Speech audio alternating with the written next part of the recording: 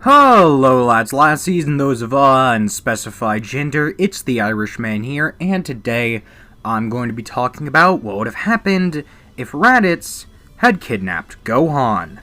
Before we get into the real meat and potatoes of this video, this is the second part to this what if. And if you haven't seen the first part, I would greatly recommend you go check that video out before coming back to this one. And I would very much appreciate if you guys could please like the video, subscribe to the page, and hit the notification bell, that way you're notified whenever I release any new content. Once I reach 1,000 subscribers, I'll be doing What If Gohan Was Like Goku, and if you like this what if, you're definitely going to like that one. And now, with all that out of the way, let's get into the story of this what if. Where last we left off, the god of destruction Beerus had awakened from his 37-year-long nap.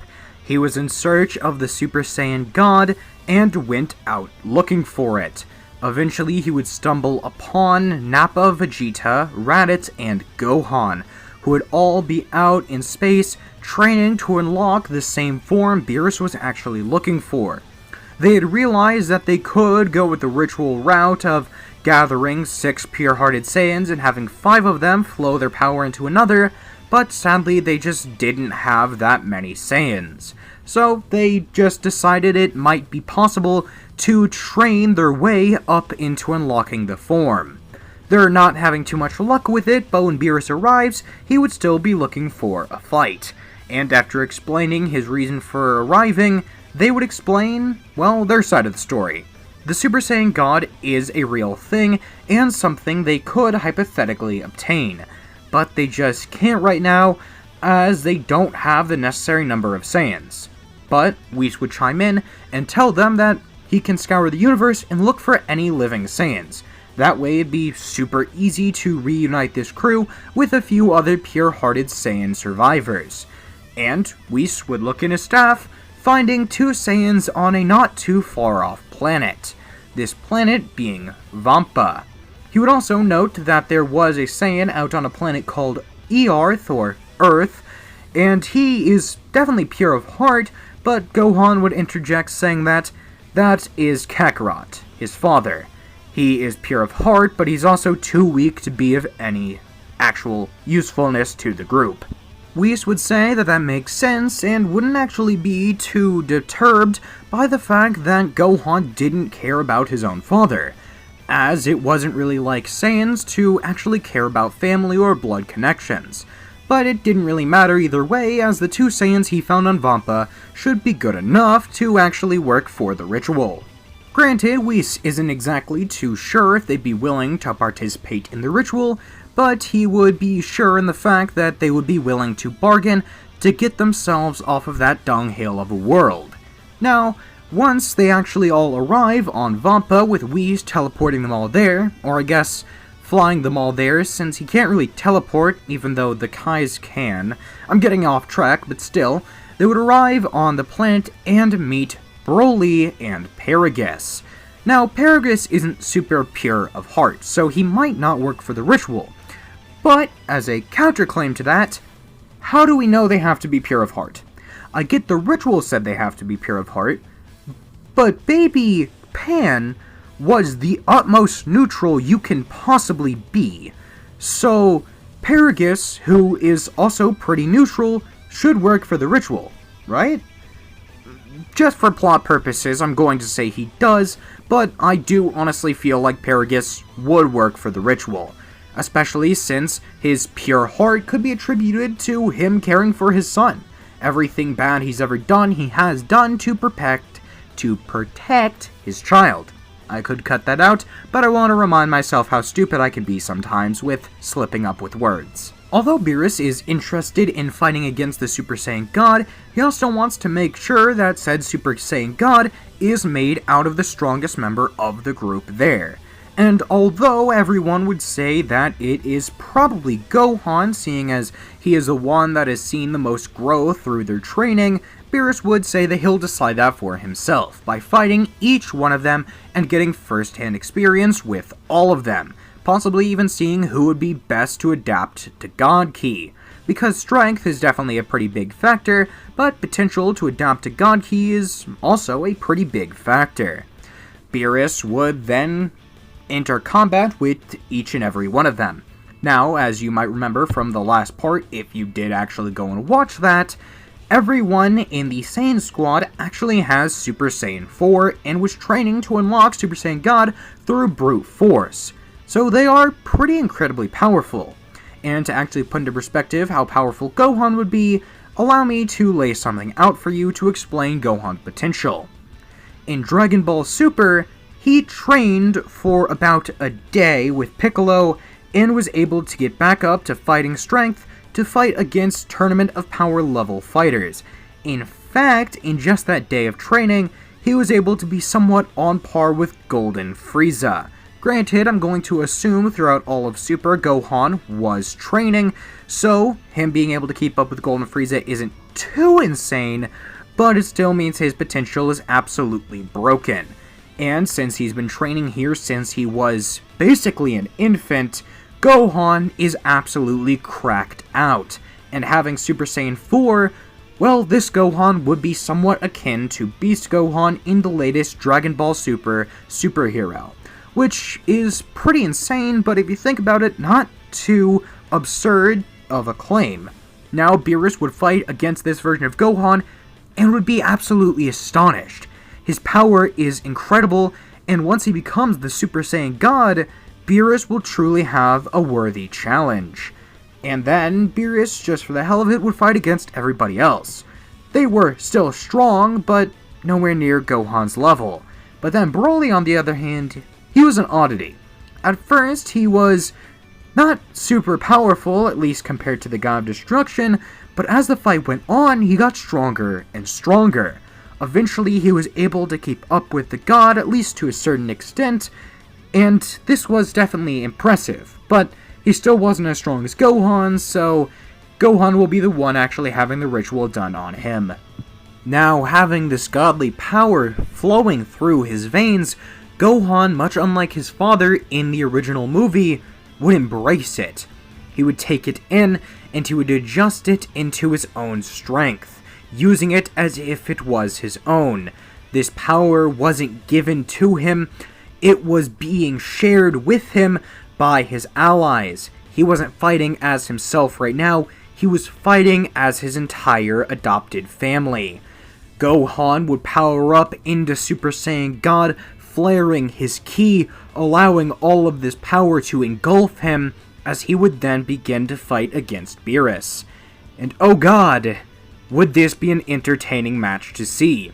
Of course, I don't believe Beast Gohan stands a chance against Beerus in the current run of the manga. But here, Gohan will be far stronger than Beast Gohan was in that movie. Therefore, he might actually stand a chance. And Beerus having to fight against this kind of opponent, for the first time ever, we would see Beerus fighting seriously. And I feel like that'd be a very entertaining spectacle.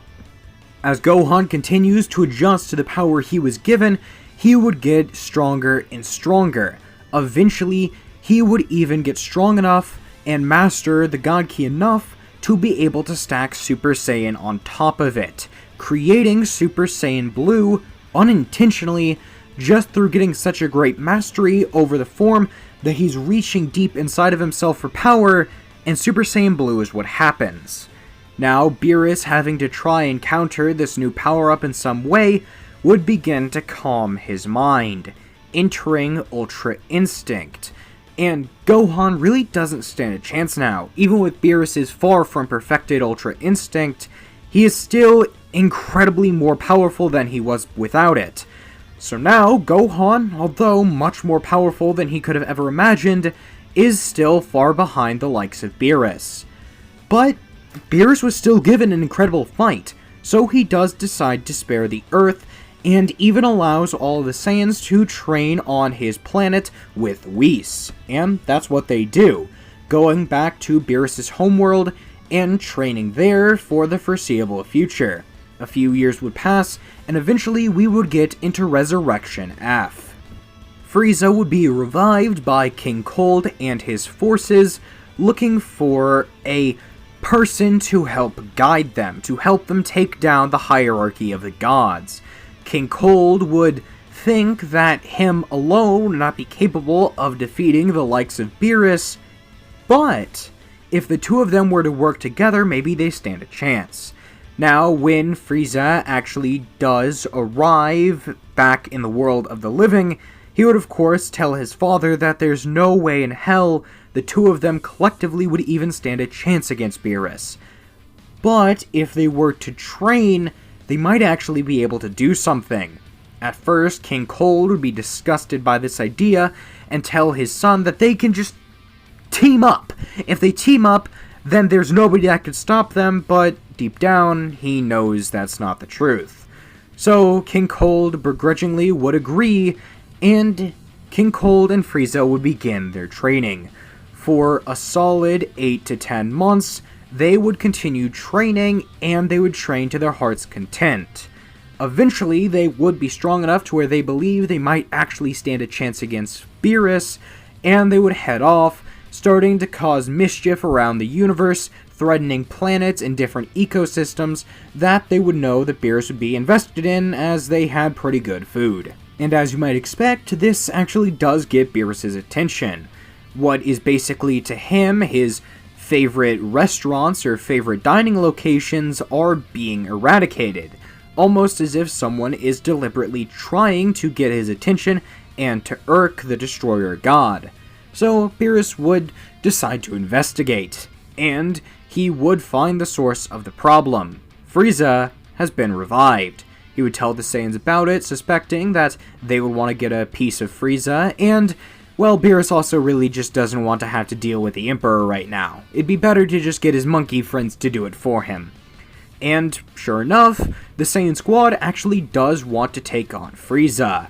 All of them have gotten substantially more powerful, and even if they hadn't, they do believe they would be able to take on Frieza either way. He wasn't that strong.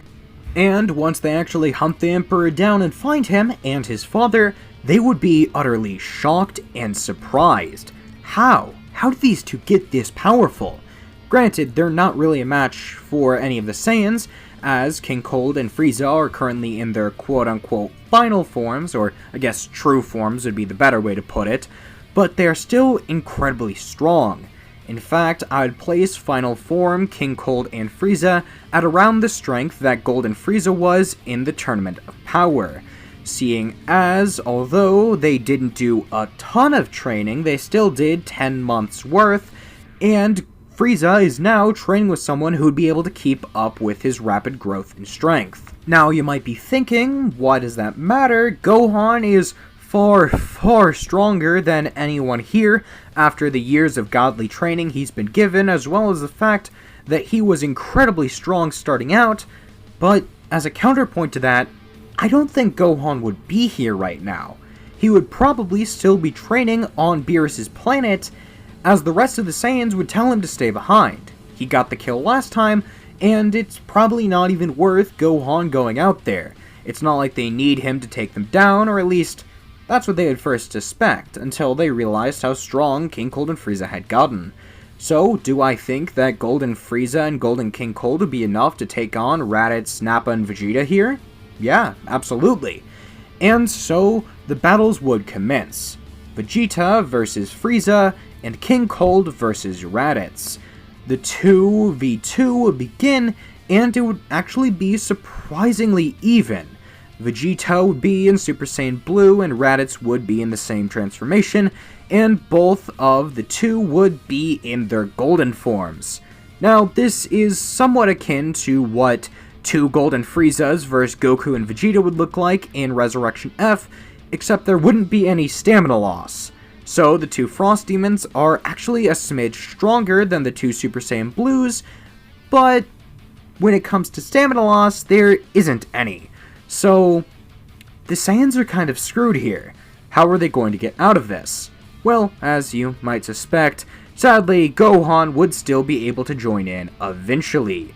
But I want to make this a bit entertaining. So, to have the Saiyans pull through without Gohan intervening, I'll say that Vegeta and Raditz at the same time find some new strength within themselves.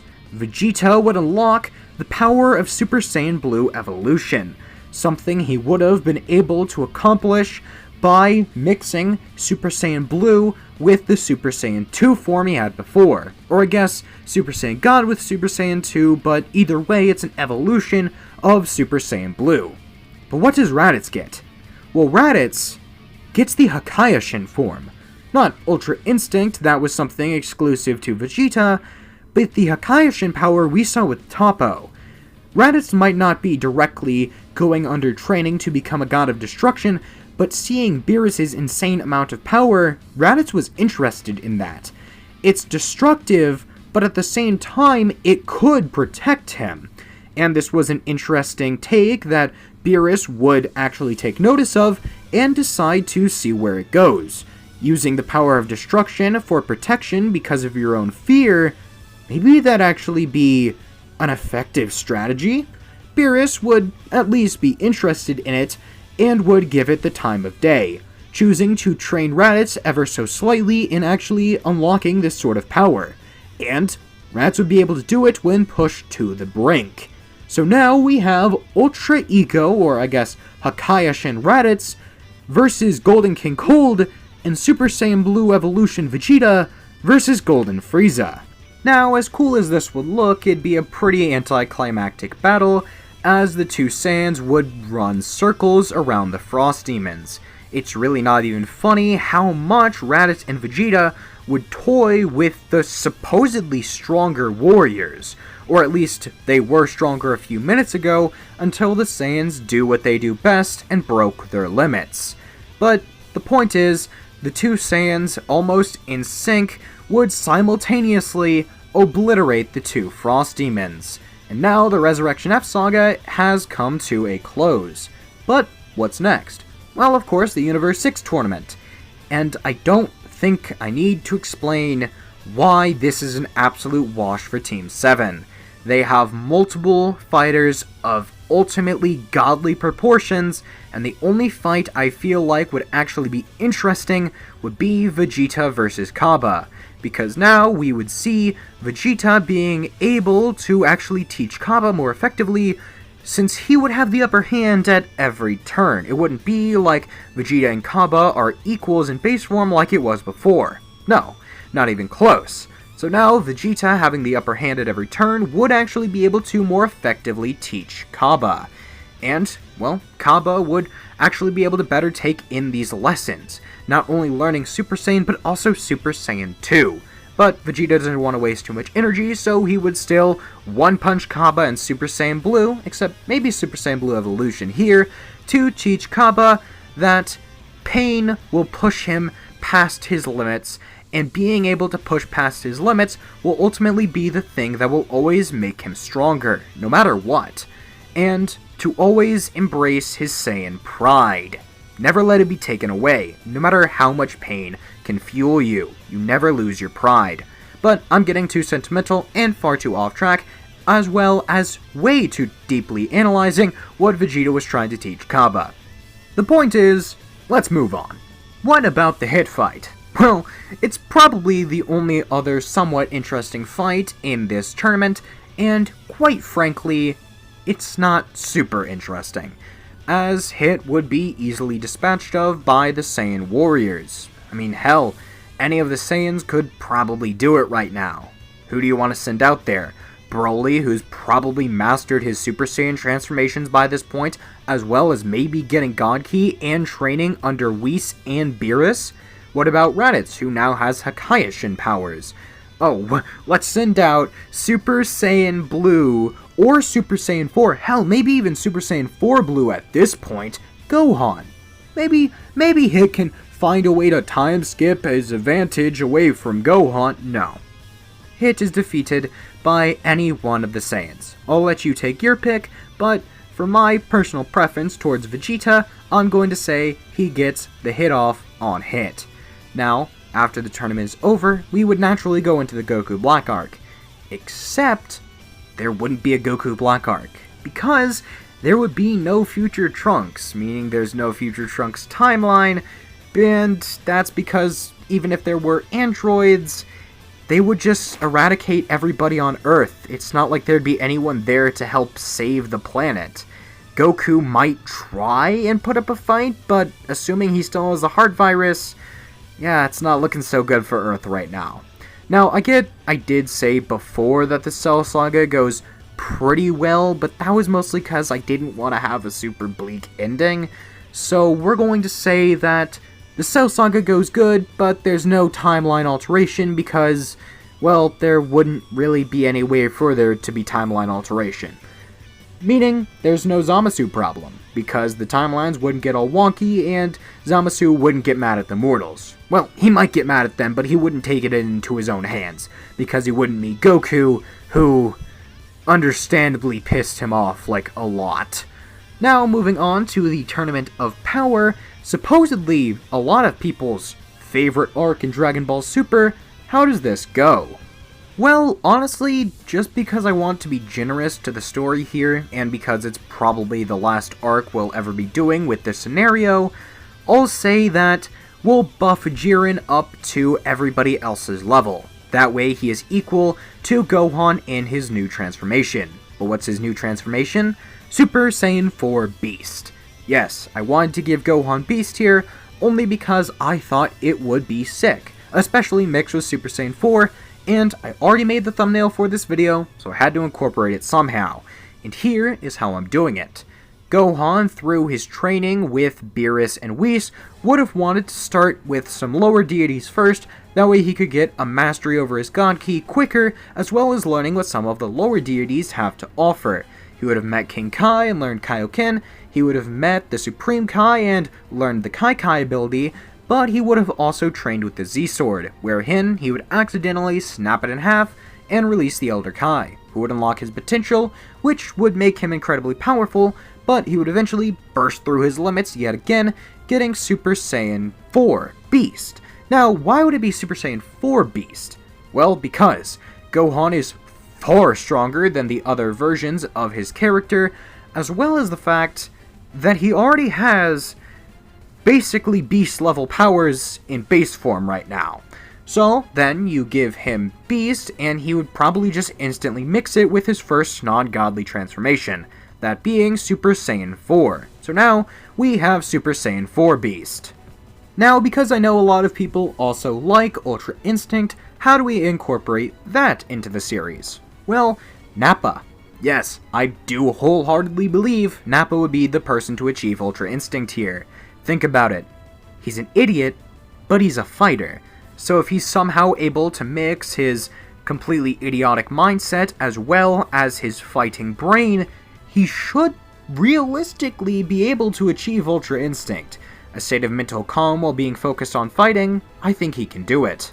So now we would have Ultra Instinct Nappa, Hakaioshin Raditz, and Super Saiyan Blue Evolution Vegeta taking on most of the weaker universes. Well, I say weaker, but I mean like Universe 6, Universe 5, Universe 4, all the pretty big players in the tournament that weren't Universe 11, since, if we're being real here, Universe 11 was the only big team outside of 7. But what about 7 vs 11? Well, Gohan in his Super Saiyan 4 Beast state would fight against Jiren, who at his max power is equal to the insanely amped up Saiyan. The two would continue battling as the timer ticks down while all the other universes are forced to watch. This would mean that the rest of them would see the overwhelming power of Universe 7 and have to recognize it as at least somewhat high on the mortal rankings. This would get Beerus happy, but it's not the point. The fight and who wins is the point. But who wins? Well, I think you can already answer that question yourself. I'm giving Jiren enough plot armor to make the fight interesting, but not enough to actually win the fight, as that's just too much. And if we're being real, Jiren already had a ton of plot armor, so it's not too much of a stretch. Now we would get to the end of the tournament. Jiren would be on the back foot, and Gohan would be putting everything he has into proving himself not only to his family, not only to his friends, but to his entire universe. And he'd be able to do it, pushing Jiren off the edge with a double Sunday. Then, using this attack and finishing off Jiren, he would decide that, yeah, he's done for the tournament right now. He needed to take some time to rest, and the other fighters would be able to handle it. And, yes they do. The tournament is won, and the wish is made to revive all the other universes, showing the growth the Saiyan Squad has made. And that's where we'll be leaving things for now. I hope you enjoyed watching this video, as I know I certainly enjoyed making it. If you did, if you could, please like the video, subscribe to the page, and hit the notification bell. That way you're notified whenever I release any new videos. That would be very much appreciated. And this is, always has been, and always will be the Irishman. Talk to you later. Bye.